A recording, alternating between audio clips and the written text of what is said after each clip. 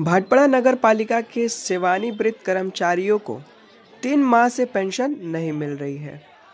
इससे नाराज नगर पालिका के सेवानिवृत्त कर्मचारियों ने गुरुवार को दोपहर में कई घंटों तक चेयरपर्सन के घर के सामने लेटकर विरोध प्रदर्शन किया।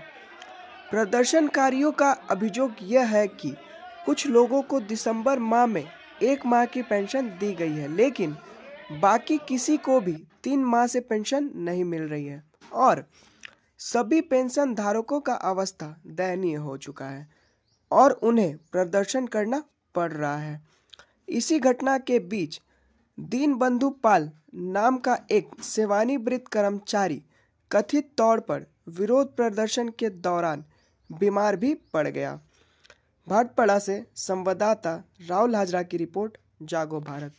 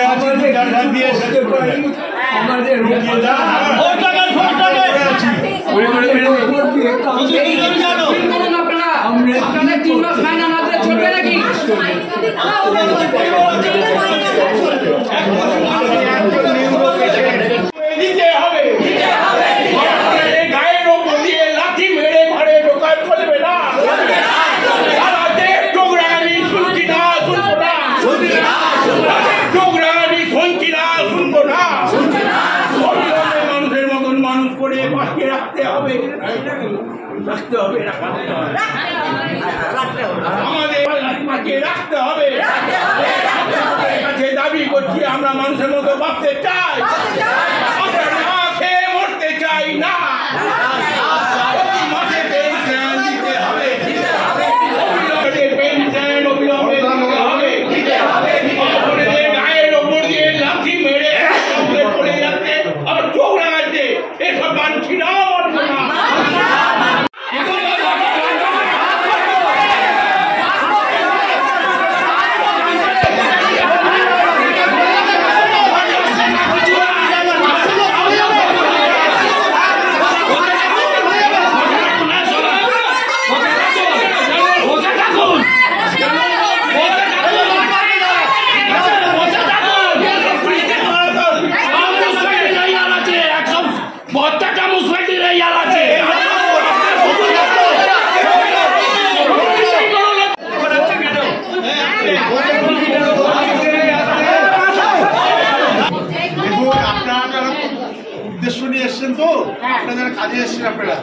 আমি একটা প্রশাসনের লোক, আমি অন ডিউটি ইউনিফর্ম করে আপনাদের সামনে দাঁড়িয়ে আছি। আমি আমার যে দায়বদ্ধতা সেখান থেকে আমি মাঝখানে উদ্যোগ নিয়েছি। এখন ভালো করে বুঝবেন, এর মধ্যে আমি কোনো পক্ষের নই। আমি ভাটপাড়া থানা সাব ইন্সপেক্টর, আমি ভাটপাড়া থানা সেকেন্ড অফিসার এজ এ মেজবাবু, ঠিক আছে। আমার সমস্ত লোকের মধ্যে আমার দায়বদ্ধতা আছে, সেই কারণে আমি মাঝখানে কথা বলতে এসেছি। এখানে যদি আপনারা আমাকে 2 মিনিট অ্যালাউ করেন, আমি আপনার সঙ্গে কথা বলতে এসেছি, বলুন। কোনো রকম আলোচনার ব্যাপার নয়। মাস পেনশন পাচ্ছে না, এবার বৃদ্ধ, এই অকর্মণ্য যাদের চিকিৎসা খরচ বেশি, কি করে তারা বেঁচে থাকবে? বাঁচার রাস্তাই নেই। এখন এখানে এসে মরে যাওয়া ভালো। আমরা চিঠি দিয়েছি, অনেকে প্রাণহানি হতে পারে, তার দায়ও নিতে হবে পৌর কর্তৃপক্ষকে। যারা এখন দায়িত্ব নিয়েছেন, পৌর প্রধান, উপপৌর প্রধান, chairman in council, board of councillors, এই পৌর কর্মচারী যারা সারা জীবন কাজ করলো, তাদের যদি পেনশনটাও না দিতে পারি ন্যূনতম জীবিকা নির্বাহ করার জন্যে, তাহলে বেঁচে থাকবে কি করে? তার চিকিৎসা খরচ চালাবে কি করে? এই অবস্থায় আর আমাদের কোনো উপায় নেই, দেয়ালে পিঠ ঠেকে গেছে। এই পৌরসভায় এসে আমরা এখন শুয়ে থাকবো, আর কিচ্ছু করার নেই। শ্মশানে যাওয়ার মতো অবস্থা, অনেকেই মানে নড়তে পারছে না।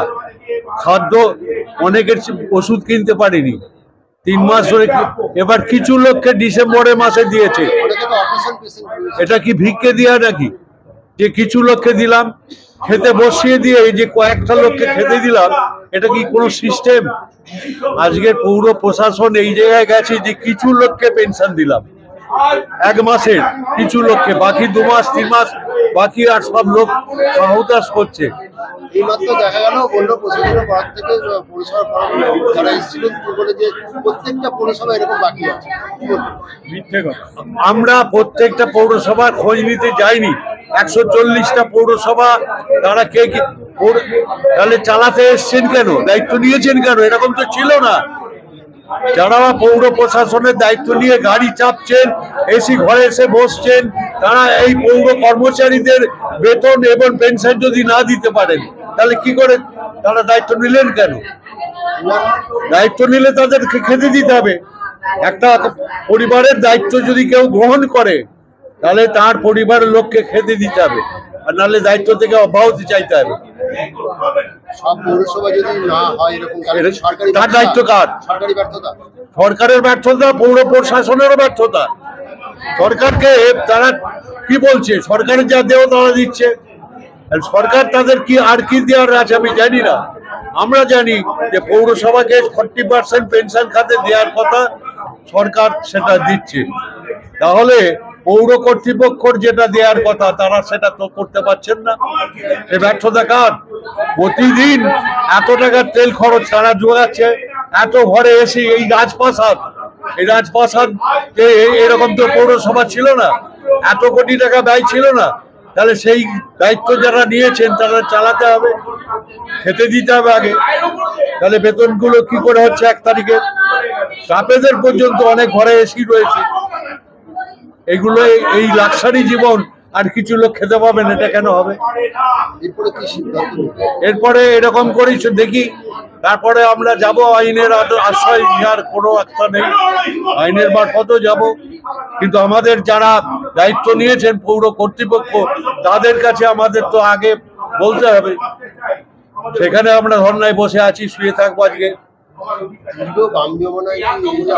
কোনোদিন হয়নি। নির্দিষ্ট তারিখ 13 তারিখ নেক্সট মান্থ পেনশনের ডেট ছিল।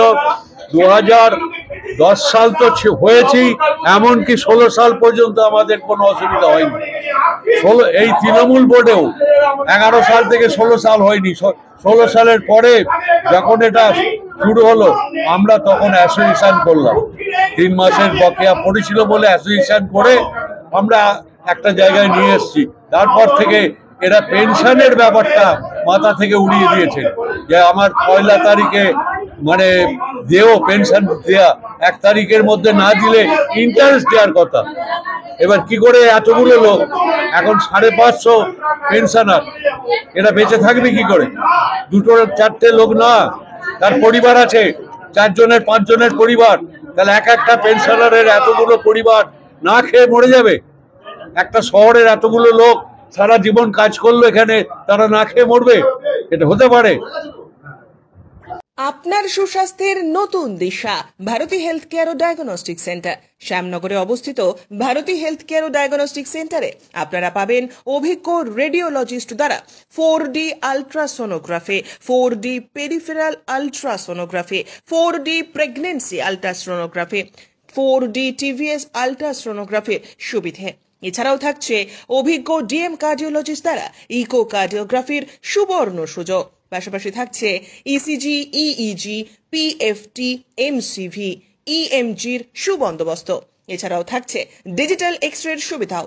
ঠিকানা ভারতী হেলথ কেয়ার ও diagnostic centre, Shubhakali apartment 2, first floor, east Ghoshpara road, Shyamnagar. থাকছে অভিজ্ঞ চিকিৎসকদের পরামর্শ। আধুনিক চিকিৎসা ব্যবস্থার মাধ্যমে এবং অভিজ্ঞ চিকিৎসকদের পরামর্শে আপনার সুস্বাস্থ্যের প্রতি অঙ্গীকারবদ্ধ ভারতী হেলথ কেয়ার ও ডায়াগনস্টিক।